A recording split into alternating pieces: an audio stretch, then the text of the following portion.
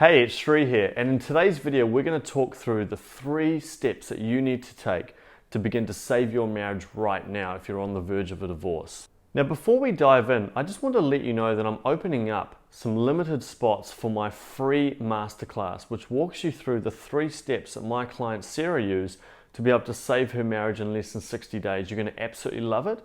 So just stick around to the end of this video and I'll explain exactly how you can get access to that. Now make sure you click the subscribe button below so that on every Sunday and Tuesdays at 9 p.m. Eastern Standard Time, you're going to receive access to my new videos. And in those videos, I'm going to talk through specific steps that you can begin to take to not only save your marriage or relationship, but to help to reclaim your self-worth and self-confidence, and to teach you specifically about male psychology as well. Now the steps that I'm going to talk you through today are at the very core of the work that I do with my own private clients and my own group coaching clients as well. Because I honestly believe that in order to create shifts in your marriage, not only do you have to work on the marriage, but you have to work on yourself.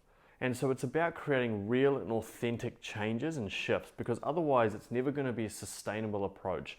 And a lot of people are teaching about manipulation techniques and sort of game playing, and it just doesn't work in my opinion. And I want you to be able to create authentic changes in your relationship or marriage so that it is a sustainable, lasting shift and not just some temporary fix. So the first step that you want to take when it comes to saving your marriage is to do a stock take. Now what does that mean? You see, I believe it takes 2 to tango. And look, I know that there are some really, really difficult circumstances for a number of you. You may have been on the receiving end of infidelity. You may have been on the receiving end of, just consistent and regular lying and so forth. I know, and I see it all the time with my private clients as well. But one thing I want you to remember is that as long as we're only focused on the other person, and we're looking at their behaviors and maybe blaming them and so forth, what we're doing is we're completely disempowering ourselves.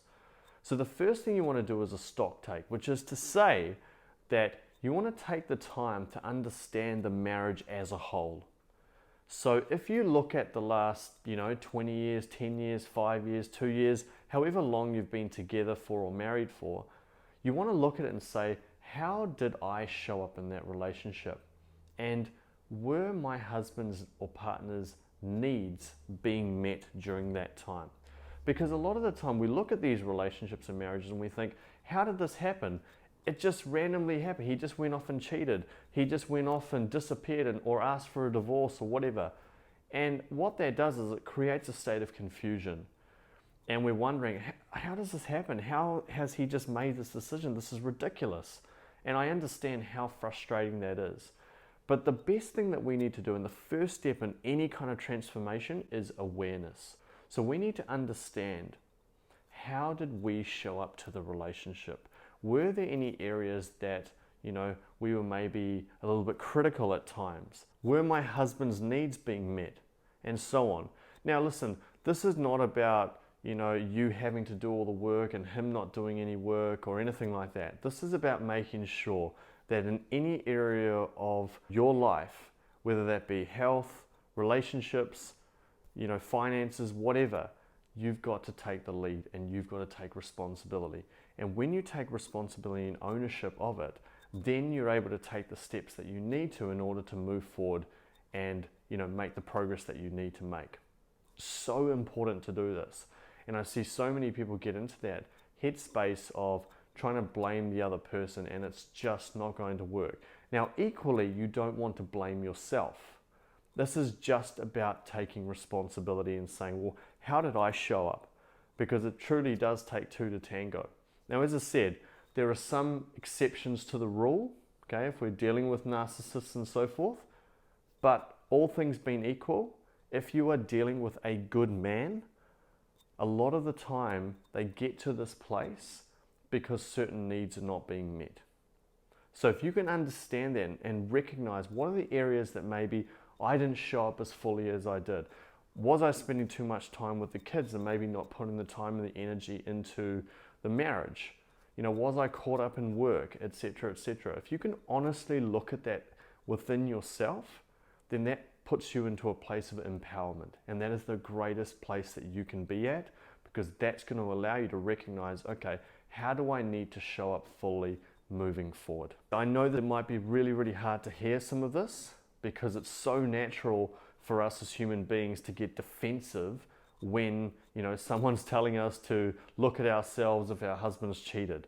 Now, like I say, I do not condone any of that behavior whatsoever. But all I know is that there's always two sides to the story, always.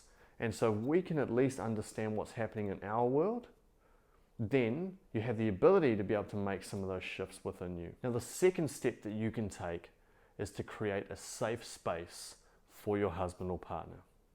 Now, in my experience, one of the biggest challenges that I see a lot is that a lot of guys are actually quite scared of their wife. And I don't mean that from a physical point of view or anything like that. But a guy loves to make his woman happy. That's just what so many guys love to experience. They love seeing them happy. They love seeing a smile on their face. And so if they have to communicate some things which are going to potentially bring up that negativity or that sadness or that anxiety or that anger or whatever it may be within the woman, then they're a bit scared of that and they try and avoid it and they try and run from it. And that's why so many guys will go off and do stupid things, because they have this fear of their partner and creating pain within them. Now, not obviously this is a general rule. There are exceptions to the rule, of course.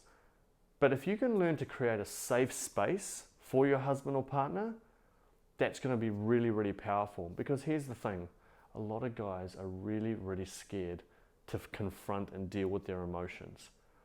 Vulnerability is not something that comes naturally to a lot of men, because men are supposed to be strong and they're supposed to break through and conquer and succeed and all that good stuff.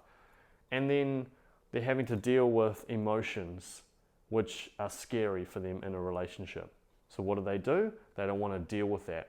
So they run, or they go into their cave and end up playing video games or whatever it may be. And that's why it can be so scary for a lot of guys to go through that process.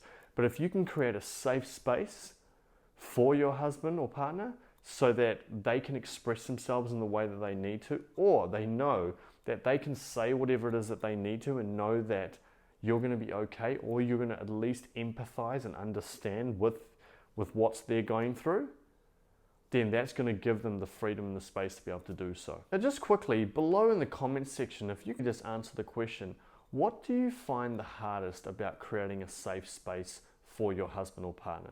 Just quickly write your answers below and I'll go through and respond to them. So the third step that you can take to begin saving your marriage or relationship is to discover the deeper wounds. Now, what do I mean by that? So let's just think of this scenario for a second. Now, let's say your husband has come home from work and he's come home and he's exhausted after a busy day. Now, he probably goes and sits on the couch, or maybe goes and plays on his phone or whatever. Now, at that moment, it's probably going to start to trigger you. Why? Because he's not checking in with you. He's not really giving you any attention. He's not really giving you the love that you deserve or that you desire as well. And all of these different feelings are going to be coming up inside of you. Now listen, just to be clear, I'm on your side. He should be checking in. He should be, giving you some attention and giving you some appreciation and so forth. But I also know a lot of guys, when they go to work, they're so immersed in it, they've been problem solving all day, and they come home and they simply want to decompress. Now, you might be experiencing this, and then what it does is it probably triggers you in these deep ways.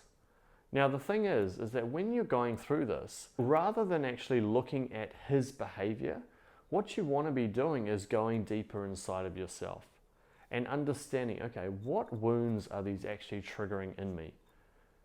Is the fact that he's not giving me the attention that I deserve, is that triggering any deeper wounds around abandonment or rejection and so forth? Because if you can start to understand that, you can begin to do the inner healing within you, and then some of those things won't impact you as much. Because I'm a firm believer that regardless of the circumstances, we can still create a shift in our mindset. Now, a classic example of this, and probably a very extreme example, was a guy by the name of Viktor Frankl, who was a survivor in Auschwitz and he became a psychologist.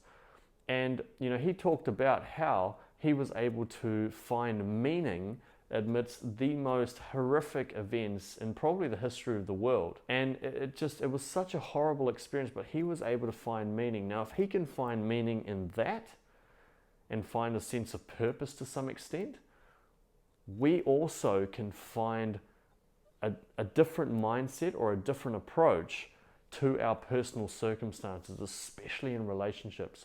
And the beauty of this is, as we start to heal within, something amazing happens. Is that we shift inside, we give off a different energy. Our husbands or partners tend to pick up on that as well. And that's so important. I know in my own life, when it came to my wife, there were a whole bunch of challenges that we were having, but when I stood up and started making the shifts within me, I noticed that she started to shift as well. And we only do that when we start to understand the deeper wounds underneath it all. Now the question is how do we even do that? How do we even work through all of this stuff? Well, it's a great question, and I dive into all of that in my free masterclass training, which talks through the 3 steps that my client Sarah used to be able to save her marriage in less than 60 days, and all the specific strategies that she used. So all you need to do is just click on the registration link below, which is in the description section, and you can register for this free training and just select a time that works for you and then show up fully. You're going to absolutely love it. And make sure you stick around to the very end as well, because I'm going to give away a free gift to you just to say thanks for showing up and playing full out. And thank you so much for watching this video. If you've liked it, make sure you hit the like button below. If you want to get more videos like this, hit the subscribe button. And if you want to learn specifically about how you can give your husband or partner more space, make sure you click this video above. And if you want to learn the 3 steps to avoid emasculating a man, make sure you click this video above here. Thank you so much, and we'll talk again soon.